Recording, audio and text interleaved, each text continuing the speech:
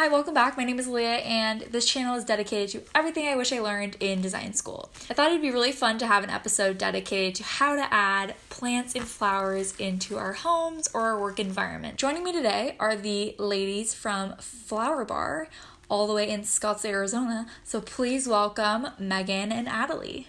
Hello, ladies, and thank you for joining me today, and cheers. Hello. Hi, cheers. Starting off with who you guys are and what Flower Bar is. I'm Megan, and I'm the owner and lead designer at Flower Bar, and this is Adelie. She is the studio's plant guru, plant expert. I started the studio about 9 years ago, and all we did was weddings and events. It was strictly floral. And about 3 years ago, we expanded to have a retail space. And with that came some really awesome opportunity to bring in botanicals and plants. And so over a year ago, Adelie joined as plant expert. And so that is where we are today. How can people incorporate or transform their spaces using indoor plants and flowers? I think that it depends largely on the space.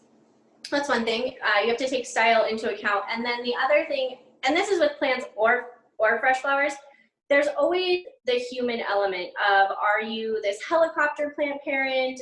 Do you like to fuss and kind of pick at flowers? Or are you the type of person who literally puts it in your house and then a month later you're like, oh, I need to water that thing? Or you have a really sad vase of flowers. So I think anyone can start with those two questions in mind. How much maintenance or care do I want, and kind of what is the style I'm going for? Okay. And then from there, you kind of make decisions based on those choices. Yeah. And with plants, you have to have light too. If you're in a dorm that's really dark, it's going to be really hard to have pretty plants. So in design, we talk about the different design aesthetics of traditional, transitional, or contemporary. Do you think you could walk us through maybe how flowers can be incorporated in those aesthetics or complement the interiors of people's homes? Absolutely. So I think, and I'm not the interior expert, but from what I've seen, I feel like in more traditional home settings, you tend to see whites, very neutral, muted florals, and they tend to be more vertical. Okay. Less structured, more organic, kind of like what's behind my head, very upright. Mm-hmm. They're usually in foyers or large dining rooms or entryways where people want mantles. I see a lot of that in traditional interiors. And so for that, you're looking for more organic vertical stems that are a little bit more wild and natural. So larkspur, delphinium. A lot of times in traditional settings, I feel like we see hydrangea and roses. They're just classic whites. Can't go wrong, match pretty much any wood, rug, wall. They're just really easy. Transitional, I think it is a little bit more difficult. Olive branches or eucalyptus, a lot of simple greenery in an oversized vessel. Sometimes, depending on how, you can bring in a Phalaenopsis orchid, just a single stem that's really long lasting. Yeah. Or you can go into a pop of color. Okay. Where you'll see one bunch of yellow. And then with modern, I think modern, we tend to see big leaves, statement monsteras, aspidistra, tropicals, banksia, big statement, single things that are really unique and funky and different, because you usually have a really clean aesthetic of the room and then this funky pop of floral. In the interior design industry, and something that I've noticed during this crazy time and what we should be going towards for post-crisis in our designs for the built environment, is really focused around health and wellness. So a big thing in interior design we talk about is biophilia and adding in those nature elements within your spaces. So I want to ask you, maybe Adelie, how people could incorporate plants into their corporate settings or work environments to help them achieve that need for the outdoors because they're stuck inside all day. For office spaces, which I guess now a lot of people are in home office spaces, but really what you need to figure out is kind of well, one, your lighting, because you can't have plants in low lighting, like it's just not going to work. And then two, how often you're going to be there. So if you work in an office and you're going to be gone for weeks at a time, like it's probably not good to get like plants that need babying, because it's not going to work. And then nobody wants dying plants around. That's horrible. So I think it's really important to like stick with like some of the really simple guys that are going to live in an office. And I guess snake plant, Low ZZ maintenance, plants, like, yeah. any low maintenance hardy plant, because it's just, you don't live at your office. So it needs to be plants that don't need to be babied. Factors that go into when you're looking for a plant, you should think about, one is lighting. Yeah. Two So is first how thing- much you want to tend to it, or Lighting. what's that process? Yeah, lighting and then maintenance. Okay. Yeah. And then you can start to think about like, okay, what kind of vessel, and that's when you can kind of make it more your style with your vessel and less of the plant, because unfortunately plants are plants. Like they're not going to change their requirements based on what you want, you know. Low maintenance plant like a snake plant or a ZZ plant, the one that I have. I'm in Washington and you're in Arizona. Is there a difference in what kinds of plants we need to be picking for ourselves? So the cool thing with like modern AC and how most of us live is most of our indoor environments are exactly the same. Okay. So the only thing that changes is the amount of light coming in, Okay. which it's not really enough to affect how it's not going to affect how your indoor plants live. Okay. So, yeah. With the exception, I think, with humidity. That Okay, kind of, so- like, So if we're in Florida or somewhere Right, really right. humid, is that going to be a factor? What would you suggest for people looking for plants there? So in Florida, you would be able to have more of the like ferns and things that really, orchids, things that like really thrive on humidity. And those are, you can have them in Arizona, but you have to baby them. If you're not like a plant expert, it's not great if you live somewhere dry to have ferns and orchids and things that really need that high humidity. Whereas in Florida, people are like, I have ferns, they're easy. Like, what are you talking about? You know? Botanicals are beautiful and they really enhance our spaces. So could you share a little bit about the science behind that? yeah. So there's two sides to it. There's the floral side and then the plant side.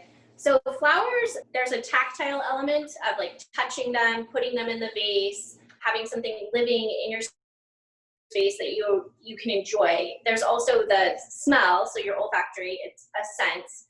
And it actually, studies have shown that the smell of flowers can be very calming. Specific flowers, lavender, eucalyptus, there's a reason those smells are in spas and essential oils, because they have a very calming effect for people.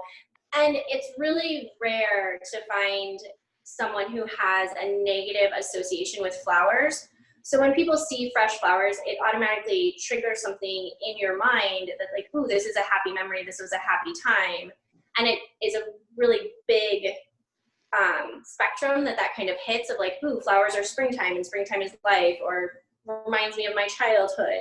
And so just having flowers in your home really kicks those neurons in your brain on, and it's like happy dopamine releasing, like, ooh, flowers are happy. So having flowers in your home is great for those reasons. Yeah, so it's good. It's a good thing. And plants do a little bit of the same, but in a different way. Yeah, so plants, it's like a little bit more, I think, things that we don't necessarily think about, but we benefit from without kind of realizing. So having plants, they've done tons of studies on this, and having plants in workplaces like increases production by 15%. Like it's a big number. So in general, people who work in offices that have a lot of greenery, alive greenery, not dying sad ones, have better workplace satisfaction. In general, they perceive their workplace as better overall. Yeah. And they are more productive. That makes sense. Yes. And same in the home. So, and then as well as they clean your air. They purify the air, which is good. And there are some like super plants who like NASA will tell you, get a snake plant, get a peace lily. Like they're going to clean your air like So there are some to look for that are like extra pure air Yeah. purifiers.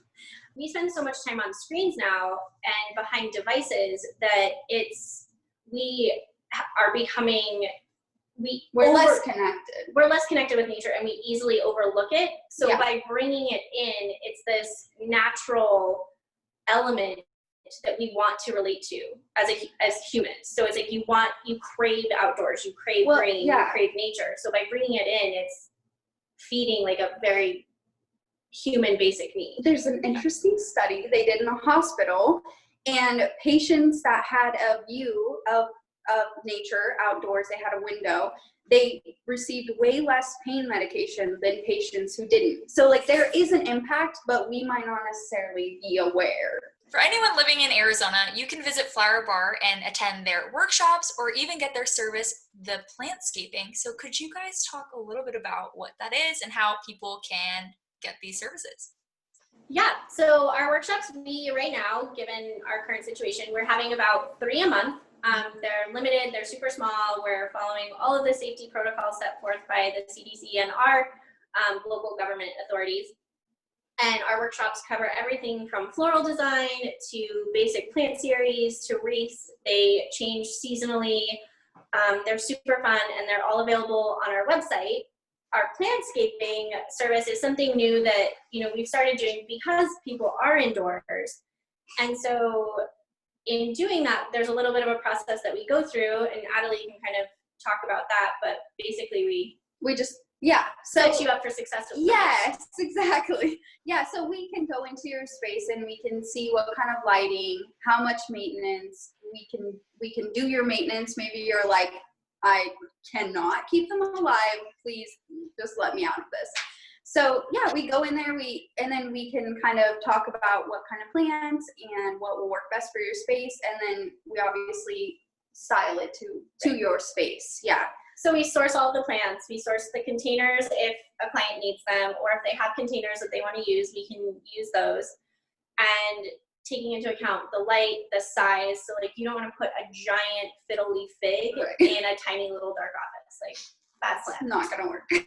So that's where plantscaping is really helpful, because we give you recommendations based on your space, proportions, lighting, and the level of care, and then we source all of them and bring them to you, and then you can take care of it. Right, and they're all planted, they're in the correct soil, so really sets you up for success. Yeah. I think my biggest probably thing I wish I would have known before I got into this, or something that I think people should know before they get into the floral industry, is that it is not like anything you've seen on any movie.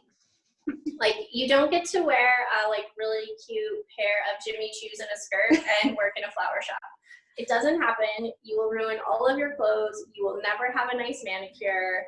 It's super messy. It's a lot of hard work. Super rewarding and beautiful, but it is definitely dirty. And yeah, you don't go in and just okay. And I think there's this big misconception, and everyone's like, oh, it must be so great to work around flowers or in a flower shop all the time. I'm like, it is, but it's not why you think it is. Yeah. You have to really getting your hands dirty with plants or with flowers, because it's just part of the process. And I think that's something that I would just say, anyone who's considering this industry, go and intern, go and apprentice, go and shadow, and see what it really takes to be in it, because it's not just being around pretty things all day. Thank you so much for joining me today, and it was so great catching up and seeing you guys, and I miss you. And thank you. So great seeing you. Thank you so much.